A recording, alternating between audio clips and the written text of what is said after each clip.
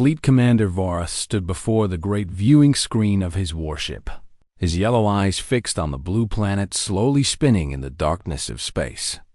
Behind him, his officers waited in silence. They knew better than to speak when their commander was thinking. The planet was beautiful.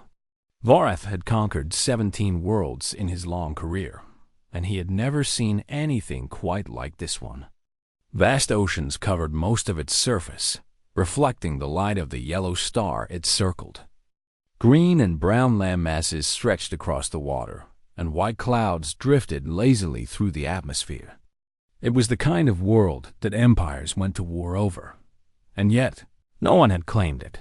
Vorath turned to his intelligence officer, a younger Kelveth named Sithrek.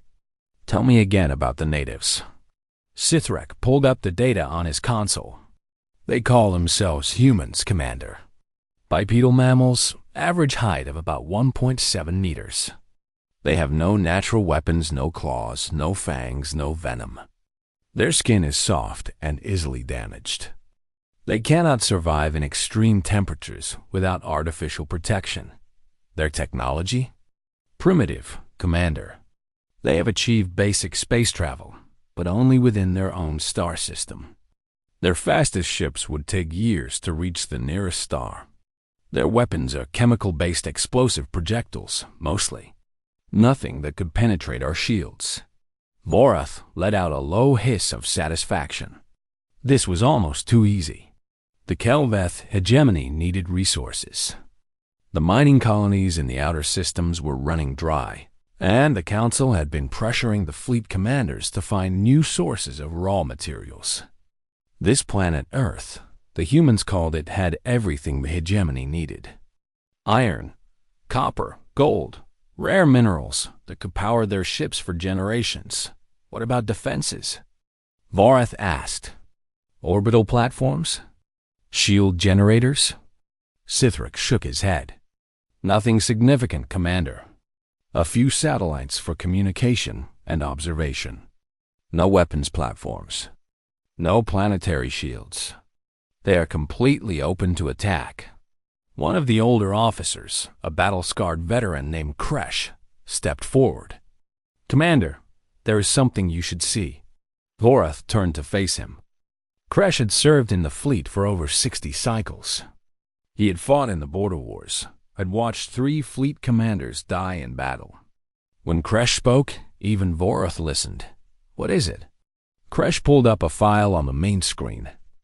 It was a simple entry in the Galactic database, just a few lines of text next to the coordinates for the Sol system. Most of it was basic information: star type, number of planets, local hazards. But at the bottom, there was an annotation that made Vorath's scales itch. Quarantine status. Voluntary non-contact, see archival warning classification. Priority Alpha. What does this mean? Vorath demanded. "I do not know, Commander. The full archive is restricted. But I have heard stories." Kresh's voice was lower now, almost a whisper. The Varak sent a conquest fleet to this system 60 cycles ago. 12 warships. None returned.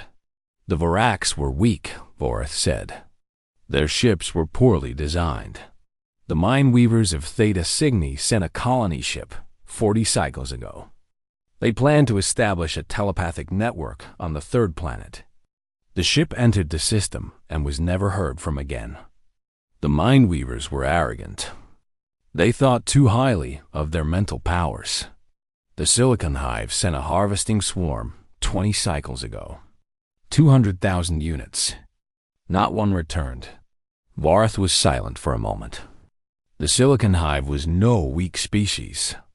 Their harvesting swarms had stripped entire planets bare, had overwhelmed defenses that should have been impenetrable. If they had failed here, but no. Vorath shook his head. He was not some primitive swarm intelligence or weak-minded telepath. He was a Kelveth commander, heir to 1,000 years of military tradition. His fleet was the most advanced in the sector. His soldiers were the finest warriors the hegemony had ever produced. "These are old stories," he said. tales told by cowards to frighten each other. I see no evidence of any threat. The humans have no fleet, no weapons, no defenses. They are primitives squabbling among themselves on a single planet. With respect, Commander, Kresh said, perhaps there is a reason no one has claimed this world. Perhaps we should investigate further before... Enough. Vareth's voice was cold. I have made my decision. We will proceed with the conquest. The hegemony needs resources, and this planet will provide them. If the humans resist, we will crush them. If they submit, we will use them as labor in the mines. Either way, Earth will belong to the Kelveth. He turned back to the viewing screen, his eyes fixed on the blue planet below. Send a message to the High Council. Inform them that I am claiming this system in the name of the hegemony. Tell them that Fleet Commander Vareth has found a new world for the Empire. Sithrek hesitated. Commander, should we not request a subjugation charter first? The Council may have concerns. The Council will have their charter when I deliver them a conquered planet. I will not wait for bureaucrats to debate while another commander claims this prize. Vareth bared his teeth in what passed for a Kelveth smile. Prepare the fleet for orbital insertion. We move in one cycle. The officers scrambled to obey. Only Kresh remained still, his old eyes fixed on the data screen. The archival warning still glowed there, its red text pulsing slowly. See Archival Warning Classification. Priority Alpha. Kresh had served long enough to know that such warnings were not placed lightly. Somewhere in the deep archives of the Galactic database, there was information about this planet. Information that someone had decided was important enough to classify at the highest level. But Vareth would not listen. Vareth was hungry for glory, for the victory that would secure his place in hegemony history. He saw a primitive world and a defenseless species, and he saw opportunity. Kresh hoped he was right. He hoped that the stories were just stories, that the Varax and the Mindweavers and the Silicon Hive had simply failed through their own incompetence. But deep in his old warrior's heart, Kresh did not believe it. Something had happened to those fleets. Something had stopped them, destroyed them, erased them from existence. And now the Kelveth were sailing into the same waters the fleet entered hyperspace that night. 12 warships carrying 40,000 soldiers toward the distant light of Sol. Behind them, the stars of the hegemony faded into darkness. Ahead, Earth waited. The humans did not know they were coming. They went about their lives, working and sleeping and dreaming, unaware that their fate was being decided by creatures from beyond the stars. But they would learn soon enough. And when they did, the galaxy would learn something something it would never forget. The Kelveth fleet emerged from hyperspace at the edge of the Sol system, and Vareth felt a surge of triumph. The journey had been smooth. No ambushes, no traps, no mysterious forces tearing his ships apart. Just the quiet darkness of space and the distant glow of a yellow star. Scan the system, he ordered. I want to know everything about their defenses. The scan took only a few moments. When the results appeared on screen, Vareth almost laughed. The humans had nothing. A few hundred satellites circling their planet, most of them designed for communication or weather observation. A handful of small vessels near the fourth planet, apparently conducting some kind of scientific research. A primitive space station, barely large enough to hold 100 people. This is their entire space presence? Vareth asked. Yes, Commander, Sithrek replied. They have no weapons platforms, no defensive grids, no military vessels of any significant size. Their largest ship carries a crew of 6. 6. Vareth shook his head in disbelief. We have 40,000 warriors. This will not even be a battle. It will be an execution. He ordered the fleet to move into orbit around Earth. The 12 warships crossed the system in less than a day, their engines burning bright against the darkness. As they approached the blue planet, The human communication channels exploded with activity. "They have detected us, Commander," the communications officer reported. "They are broadcasting on all frequencies. Hundreds of different signals. What are they saying?" "It is difficult to determine, Commander. They appear to be asking who we are and what we want. But the signals are coming from different sources, and they do not seem to agree with each other." Vorath frowned. "Different sources? Do they not have a central command?" "It does not appear so, Commander. The signals are coming from different parts of the planet. Different governments, different organizations. They seem to be arguing with each other about how to respond to us." This was strange. Every species the Kelveth had conquered had some form of unified leadership. A queen, a council, a hive mind, something that could surrender on behalf of the entire population. But the humans seemed to have no such thing. They were divided, scattered, pulling in different directions. Vorath decided this was a weakness. A unified enemy could organize resistance. A divided enemy would fall apart. "Broadcast the standard subjugation message," he ordered. "Surrender or face destruction. They have one cycle to respond." The message was sent. It was translated into every human language the ship's computer could identify, and it was broadcast on every frequency the humans used. The meaning was simple: submit to Kelveth rule or die. The response took 4 hours. It came not from any military command, but from an organization called the United Nations. The message was polite, almost friendly. It expressed concern about the Kelveth presence and requested dialogue to establish mutual understanding. Vorath read the message 3 times, unable to believe what he was seeing. The humans were not surrendering. They were not preparing for war. They were asking for a conversation. "They do not understand their situation," he said. "We must teach them." He ordered a demonstration strike. A single plasma lance fired at an unpopulated desert region in the northern part of the largest landmass. The weapon burned through the atmosphere and struck the ground with the force of a small star, vaporizing 50 square kilometers of sand and rock into glass. The humans would see the crater. They would understand what the Kelveth could do to their cities, their homes, their families. They would surrender, but they did not. Instead, the communication channels became even more chaotic. Some humans were screaming for war. Others were calling for peace. Some were praying to their various gods.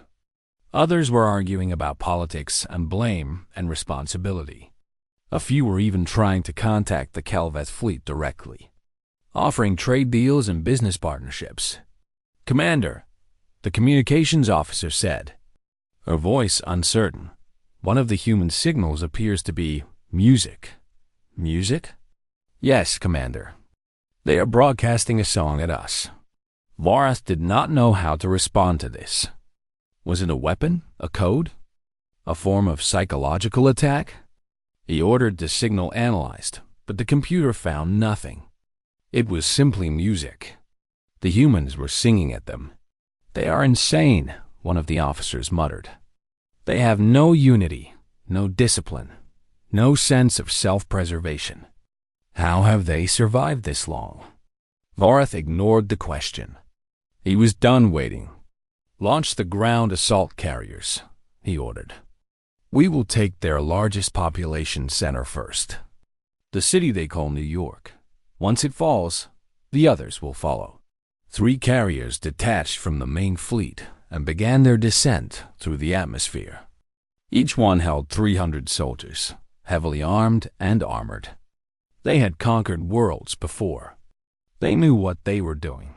But as the first carrier entered the lower atmosphere, something unexpected happened. A small aircraft, a primitive thing driven by spinning blades, flew directly into the carrier's engine intake. The explosion was not large, but it was enough to damage the intake beyond repair. The carrier began to spin, its pilot fighting for control. Then another aircraft hit the second engine. And another.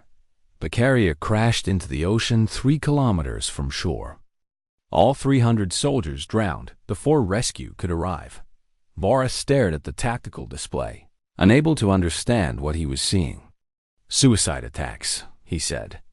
"They flew their aircraft into our ships. They killed themselves to damage us." "It makes no sense, Commander," Sithrak said. "The damage was minimal. We lost 1 carrier out of 3. The humans lost hundreds of their own people. It was not a fair trade." "They do not care about fair trades," Kresh said quietly. Everyone turned to look at the old veteran. His eyes were fixed on the screen, on the burning wreckage of the carrier and the tiny human aircraft circling above it. "They care about something else. Something we do not understand." The remaining 2 carriers landed successfully. The soldiers poured out into the streets of New York, expecting terrified civilians and scattered resistance. What they found was something very different. The humans were waiting for them. Not soldiers, not in the traditional sense. Men and women in ordinary clothing, carrying weapons that looked like they had been built in workshops and basements. They were outnumbered and outgunned. Their weapons could barely scratch Kelveth armor, but they did not run. They fought from the windows of buildings, from the entrances of underground tunnels, from behind overturned vehicles. They used fire and chemicals and crude explosives. They died by the dozens, but for every one that fell, another appeared to take their place. And when the Kelveth soldiers advanced, stepping over the bodies of the fallen, they noticed something that would haunt their dreams for years to come. The dead humans were smiling.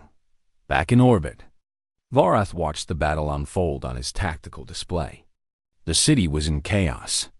His soldiers were advancing, but slowly, too slowly. The humans were not winning.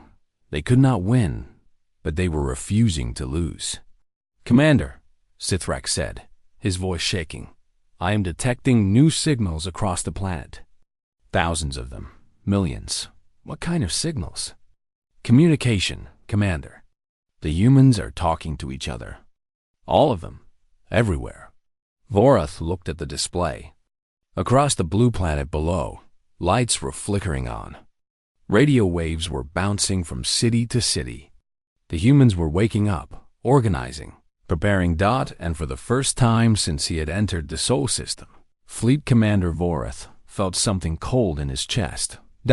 It was not quite fear. Not yet, but it was close. Ground Commander Thesk had fought on 9 different worlds. He had crushed rebellions, broken sieges, and ground entire civilizations into dust beneath his boots. He was considered one of the finest ground commanders in the Kelv military, but he had never experienced anything like Earth. 2 weeks had passed since the landing in New York. By every measure, the Kelveth had won. They controlled the city center. They had established defensive perimeters. They had deployed suppression fields that prevented the humans from using their primitive communication devices. The human government had fled, scattering to bunkers and hiding places across the continent. And yet, the fighting had not stopped. Every night, the humans attacked. They came from the tunnels beneath the city, from the buildings that the Kelveth thought they had cleared, from the water that surrounded the island. They used weapons made from pipes and chemicals, explosives built from fertilizer and fuel. When they ran out of bullets, they used knives. When they ran out of knives, they used their hands. Thesk had lost 400 soldiers in the first week, another 300 in the second. His medical officers reported that most of the injuries came from traps hidden explosives, poisoned blades, floors rigged to collapse. The humans had turned their own city into a weapon. But what disturbed Thesk most was not the fighting. It was the nature of the enemy. In every war he had fought, there had been a clear enemy. Soldiers in uniforms, military bases, command structures. You could identify your target and destroy it. But on Earth, there was no uniform, no insignia, The human who sold food in the market during the day was the same human who planted a bomb at night. The child who smiled at a Kelveth patrol might be carrying a message to the resistance. The old man sitting quietly on a bench might be counting soldiers for an ambush.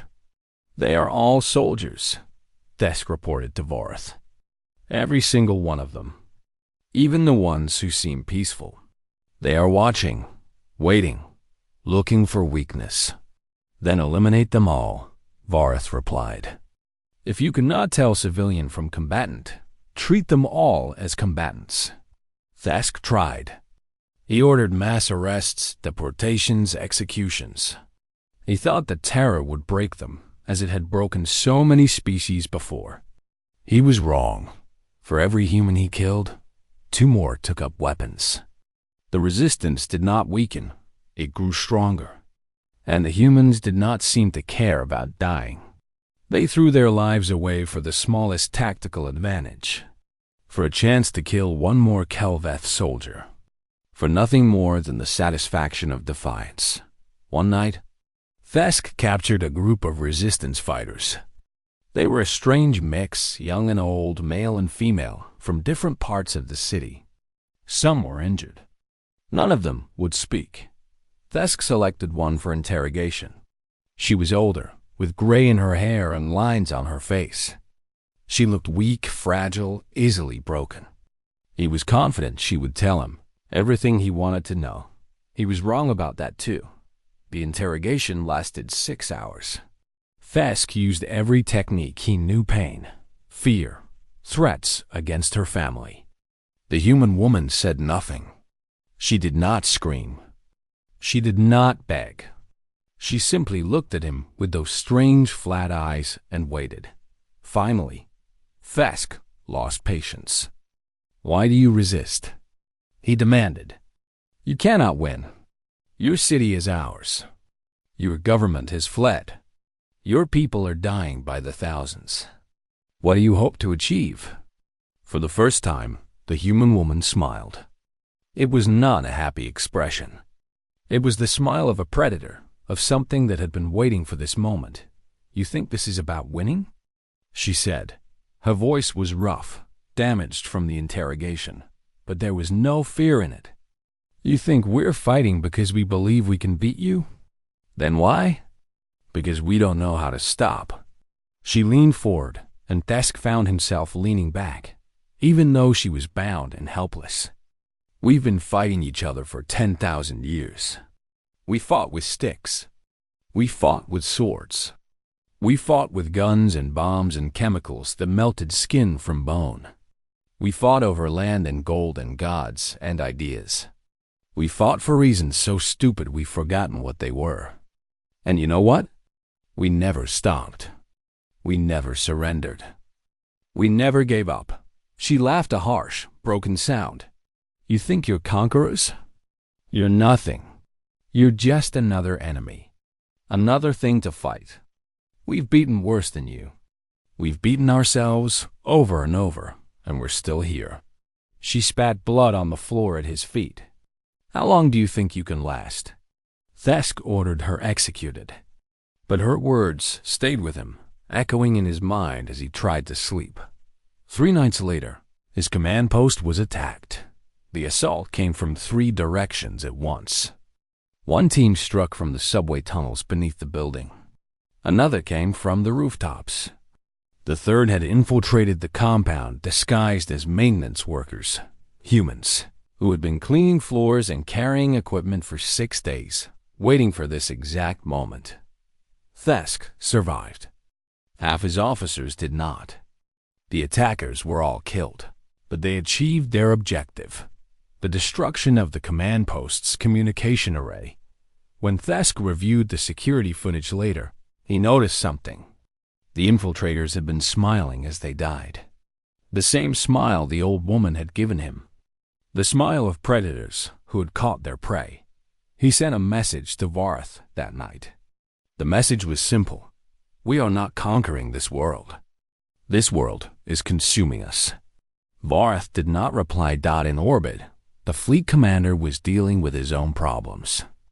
3 more carriers had been destroyed, not in battle, but in landing accidents, or what appeared to be accidents.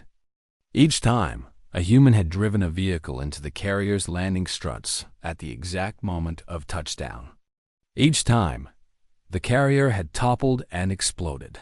47 humans had died in these attacks. 47 lives traded for 3 carriers and 900 soldiers. When the tactical analysts reviewed the footage, they found something disturbing. The drivers had been ordinary citizens, a taxi driver, a delivery worker, a woman in a personal vehicle. None of them had military training. None of them had been part of any organized resistance. They had simply seen an opportunity and taken a dot, and in the final frames of each video, just before impact, the drivers were smiling.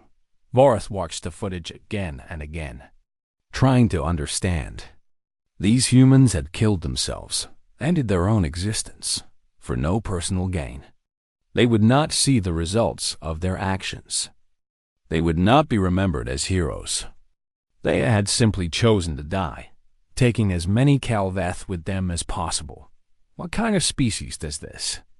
He whispered. Kres. They stood beside him, the old veteran's face grim. A species that has been fighting since before it could speak, he said. A species that has practiced war on itself for 100,000 years. A species that does not understand surrender, because surrender has never been an option. There must be a way to break them. Crash was silent for a long moment. When he spoke, his voice was very quiet. Commander, I do not think there is. I think this is what they are. I think this is all they know how to be. He paused. And I think we have made a terrible mistake. Vorath did not answer. He stood at the viewport and watched the blue planet turning slowly below. And he wondered, for the first time, if he would ever see home again. 3 months had passed since the fleet entered the Sol system, and Fleet Commander Vorath no longer slept. He stood on the bridge of his flagship, staring at the tactical display with hollow eyes. The numbers were impossible. They could not be real. And yet, every report confirmed them. 4 ships lost. 12,000 soldiers dead. Every city taken had cost more blood than the last. And still, the humans fought on. The fleet that had entered this system with such confidence was now reduced to 8 warships, and 2 of those were barely functional. The ground forces had been pulled back to a handful of fortified positions, islands of Kelveth control in a sea of human resistance. Supply lines were constantly under attack. Soldiers were dying not in glorious battle, but in ambush from traps, from poison slipped into their food by human workers who then disappeared into the crowds. But the thing that broke Vorath was not the resistance. It was the adaptation. The humans were learning, not just how to fight the Kelveth, but how to use their technology. When a soldier fell, his weapons disappeared before the body was cold. When a transport was destroyed, scavengers picked it clean within hours. The humans were studying everything, taking it apart, learning how it worked, and they were fast. Impossibly fast. 11 weeks after the invasion began, a human broadcast appeared on all frequencies. It was coming from a place called MIT, some kind of learning center. Vorath's translators explained. The broadcast contained technical diagrams, mathematical formulas, and detailed instructions. The humans had reverse-engineered Kelveth shield technology. This is impossible, Sithrak whispered, staring at the data. It took our scientists 3 generations to develop this technology. They did it in 11 weeks. They are building weapons, another officer reported, across the entire planet. Factories, workshops, even private homes. They are manufacturing plasma-equivalent weapons using materials they already have. Vorath watched the report scroll across his screen. In a city called Shenzhen, factories were producing shield generators. In a country called Germany, engineers were developing armor that could stop Kelveth plasma fire. In America, Teenagers were building weapons in their schools, using instructions downloaded from the global network. The humans were not just surviving. They were climbing the technological ladder with terrifying speed.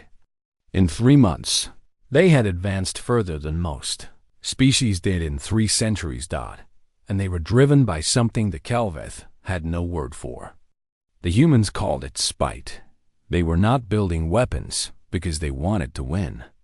They were building weapons because they refused to lose. They were sacrificing sleep and food and safety, working themselves to exhaustion, pushing their minds and bodies to the breaking point, not for victory, but for revenge. Varth had seen determination before. He had seen courage and stubbornness and will. But he had never seen anything like this cold, relentless fury that burned in human hearts. He made a decision. It was the only decision left. Contact the hegemony, he ordered. Request immediate reinforcement. 50 ships minimum, and full authorization for planetary bombardment. The message was sent. For 3 days, Varth waited. When the reply finally came, it was not what he expected. Fleet Commander Varth, the message read. Your expedition has exceeded projected resource expenditure by 400%. Casualty rates are acceptable. The Earth operation is deemed non-viable. You are ordered to withdraw remaining forces and return to hegemony space for reassignment. No reinforcements will be sent. Varth read the message twice. Then he read it a 3rd time. They were abandoning him. The High Council, the empire he had served for 60 cycles, they were cutting their losses and leaving him to die. But he could not leave. The thought was impossible. If he retreated now, the humans would have Kelveth technology. They would study it, improve it, master it. Within a generation, maybe less, they would have hyperspace capability, and they would remember. The humans kept records of everything.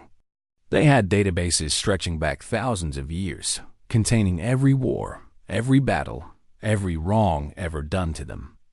They remembered grudges that were older than the Kelveth hegemony. They built monuments to their dead and swore oaths of vengeance over their graves. If Varth left, the humans would come. Maybe not tomorrow, maybe not next year, but eventually. They would find the Kelveth homeworlds. They would find his people, and they would make them pay. Varth saw only one option: sterilization. Burn the surface of the planet until nothing remained. Kill every human, destroy every city, boil the oceans and blacken the skies. It was the only way to be certain. He gave the order. Prepare the orbital bombardment array. Full power. We will cleanse this world of life. The bridge fell silent. Officers exchanged glances, but none spoke. Varth turned away, expecting to hear the hum of weapons powering up. Instead, he heard a voice. No, Commander. It was Kresh. The old veteran stood by the weapons console, his hand resting on the controls. His face was pale, but his eyes were steady. What did you say? I said no. Kresh did not move. I will not fire. You dare refuse a direct order? I refuse to die, Commander. And that is what will happen if we fire. Kresh's voice was calm, almost peaceful. I have been reading the archives, the restricted files, the ones that explain why no one touches this planet. There are no such files. The warning is empty, a trick to frighten cowards. The Varax found this system 60 cycles ago. They sent a conquest fleet just like we did. The humans were even more primitive then. No space travel at all. Just chemical rockets and nuclear weapons. And the Varax tried to sterilize the planet. They fired their bombardment array, just as you plan to do now. Kresh paused. They killed 2 billion humans in the first strike. 2 billion. And the humans did not surrender. Varth felt cold. What did they do? They launched nuclear weapons at the Varax fleet. Crude, slow, inaccurate. The Vorax destroyed 90% of them before impact, but 10% got through, enough to damage the fleet. Kresh's voice dropped. Then the humans boarded. Boarded? With what? They had no spacecraft. They built them. In 3 days, they built hundreds of rockets, barely more than metal tubes with engines. They filled them with soldiers and launched them at the Vorax ships. Most of them missed. Most of the ones that hit were destroyed on impact. But some got through. Vorath was silent. The humans swarmed through those ships, Commander. They died by the thousands, but they kept coming. They learned the ship layouts in real time. They took weapons from fallen Vorax soldiers and used them. When they ran out of weapons, they used tools. When they ran out of tools, they used their hands. Impossible. The Vorax fleet was destroyed in 6 days. Every ship. Every soldier. The humans captured the flagship intact. Kresh met Varth's eyes. And then they took it apart. They studied every piece of technology. They learned how hyperspace works. If that were true, they would already be among the stars. They chose not to use it. They decided to wait, to prepare, to make sure that when they finally left their world, they would be ready. Kresh shook his head. We thought they were defenseless, Commander. We thought they were primitive. But they were never defenseless. They were baiting the trap. Before Vorath could respond, the alarms began to shriek. Commander. Sithrak's voice was panicked. Contacts. Hundreds of them. Coming from the planet's surface. Vorath turned to the tactical display. Rising from every continent, from every ocean, from every corner of the blue planet below, tiny lights were climbing toward orbit. Human vessels, crude constructions of metal and chemical engines, barely holding together. Thousands of them. They cannot hurt us, Vorath said, but his voice was uncertain. Our shields. They are not attacking, Commander. Sithrak's face was white. They are docking. They are boarding us. Vorath looked at Kresh, and for the first time in 60 cycles of war, he felt true fear. What have we done? He whispered. Kres had no answer. But somewhere far below, on the blue planet that had seemed so helpless, millions of humans were looking up at the sky, and they were smiling. The boarding began at dawn, Earth time. The human vessels were barely spaceworthy. They were made of steel and aluminum, held together with rivets and prayers. Their engines burned chemical fuel that should have been obsolete centuries ago. They had no shields, no weapons, no life support beyond what the passengers carried on their backs, but they kept coming. The first wave died in the void. The Kelveth point defense systems tore them apart, filling the space around the fleet with twisted metal and frozen bodies. The second wave lasted a little longer. Some of them reached the hull before being destroyed. The third wave breached the first airlock. From that moment, the flagship became a battlefield. Vorath watched the internal sensors with growing horror. The humans were dying by the dozens, by the hundreds. His soldiers were cutting them down in the corridors, burning them with plasma fire, crushing them with armored fists. The casualty ratios were absurd: 50 humans for every Kelveth soldier. 100 humans, 200, and still they came. They pushed forward meter by meter, stepping over their own dead, using the bodies as shields. When they ran out of ammunition, they picked up Kelveth weapons and figured out how to use them in minutes. When they ran out of weapons, they used knives. When they ran out of knives, they used their bare hands. Vorath saw a human, a small female, with blood on her face, throw herself at a Kelveth soldier twice her size. The soldier caught her easily, breaking her arms with a single motion. She did not stop. She wrapped her legs around his neck and squeezed until he collapsed. And then she crawled toward the next soldier, dragging herself forward with her broken arms. He saw a human male take a plasma bolt to the chest, a wound that should have been instantly fatal. and keep fighting for another 30 seconds. Long enough to kill 2 more soldiers before he finally fell. He saw a group of humans corner a Kelveth officer in a storage room. They had no weapons, no tools, nothing but their numbers. They swarmed him like insects, pulling at his armor, biting through the gaps in his scales, tearing him apart with their fingers. The flagship fell in 9 hours. When the last corridor was secured and the last Kelveth soldier was dead, the humans found Varth on the bridge. He was alone.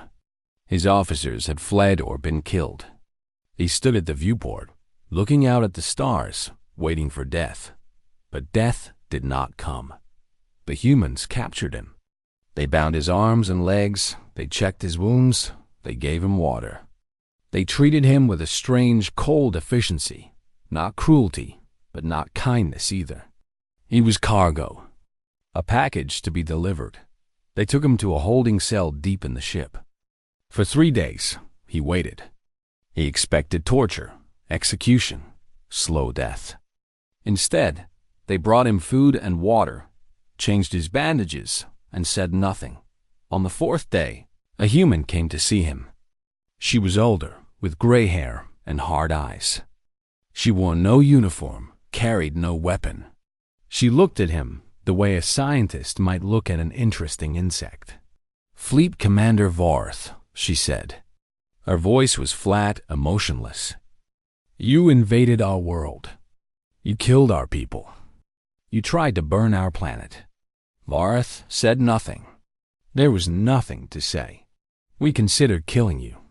It would be easy. It would be satisfying." The human paused. "But we decided that would be a waste. What do you want?" "We want you to deliver a message."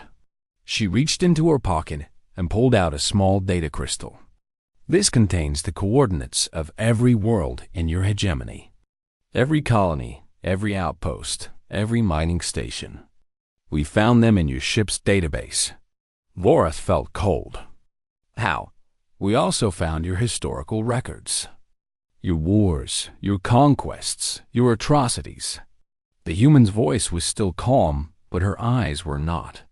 "You have done this to many species, Commander. You have broken worlds, enslaved peoples, wiped out civilizations. You thought you were unstoppable." She stepped closer to the bars of his cell. "We are going to give you a ship. We are going to give you enough fuel to reach Kelveth space. And we are going to let you go." Varth stared at her. "You are releasing me? Why?" "Because we want your people to know what happened here. We want them to see what you look like, now broken, defeated, alone. We want them to know that the species they thought was defenseless destroyed your fleet in 3 months." She smiled. And it was the same smile Varth had seen on the faces of dying humans throughout this terrible war. "And we want them to know this. We are coming." She held up the data crystal. "Not today. Not tomorrow. We have rebuilding to do. We have wounds to heal. But we have your technology now. We have your hyperspace drives. In 50 years, maybe less, we will have a fleet. And we will remember everything you did to us." She leaned close to the bars. "We will find every world you have conquered, every species you have enslaved. We will free them. We will arm them. And then we will come for you." Varth wanted to say something defiant. He wanted to threaten, to warn, to curse. But the words would not come. He looked into the human's eyes and saw something that chilled him to his core. She was not angry.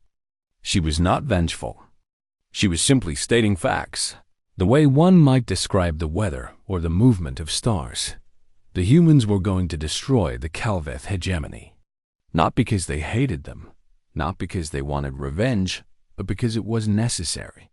Because it was what they did. Because they could not allow anyone who had hurt them to survive. They released him the next day. A single ship, enough fuel, and a course heading for Kelveth space. As he left the Sol system, Varth looked back at the blue planet one last time. It still looked peaceful, beautiful, Harmless dot, but Varus knew better now. He knew what lived on that world. He knew what the humans truly were, and he knew that his people were already dead. They just did not know it yet. 50 years later, the Galactic Council held its annual session. Representatives from 100 species gathered to discuss trade and treaties, and the careful balance of power that kept the galaxy from tearing itself apart in the corner of the Great Hall. Largely ignored, a human ambassador sat quietly. Humanity was a newcomer to galactic politics. They had only achieved interstellar travel a generation ago. Their fleet was small, their territory modest. Most species considered them unimportant, but some species knew better. The Kelveth hegemony no longer existed. Their homeworld was occupied by a coalition of former slave races, advised by human military consultants. The surviving Kelveth were scattered refugees, living on the charity of species who remembered their cruelty. The same fate had befallen the remnants of the Vorax, the Mind Weavers, the Silicon Hive. Every species that had ever attacked Earth was gone now. Their empires broken, their power destroyed. Not by human warships, not directly, but by the movements and alliances and revolutions that humans quietly encouraged, advised, and supported. A young diplomat from a newly spacefaring species approached the human ambassador. He had been studying the archives, trying to understand the strange patterns of galactic history. "The records say your world was undefended for centuries," he said. "Why did no one conquer you?" The human ambassador smiled.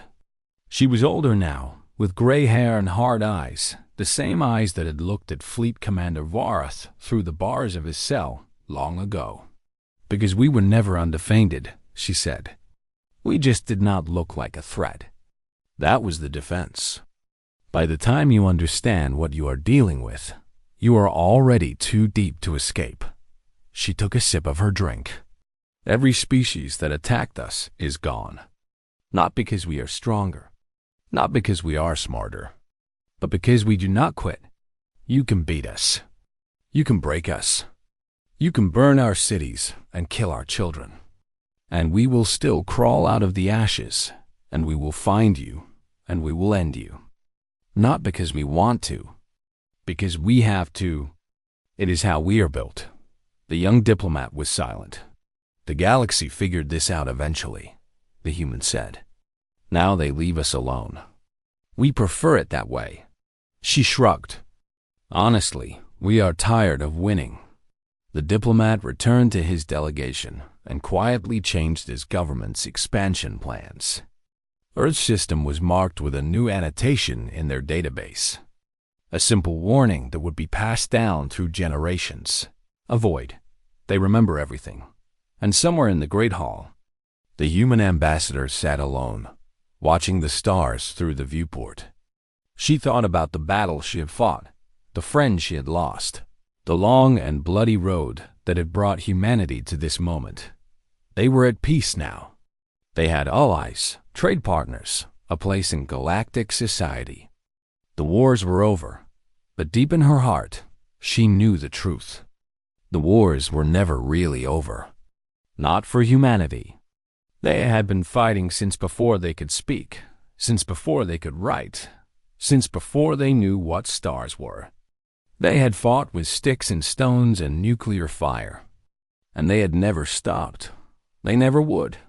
And somewhere out there, in the vast darkness between the stars, other species were watching, learning, understanding that never strike Earth, never threaten humanity, never give them a reason to remember your name. Because if you do, they will come for you. They will find you, no matter how far you run. They will tear down everything you have built, and they will be smiling when they do it.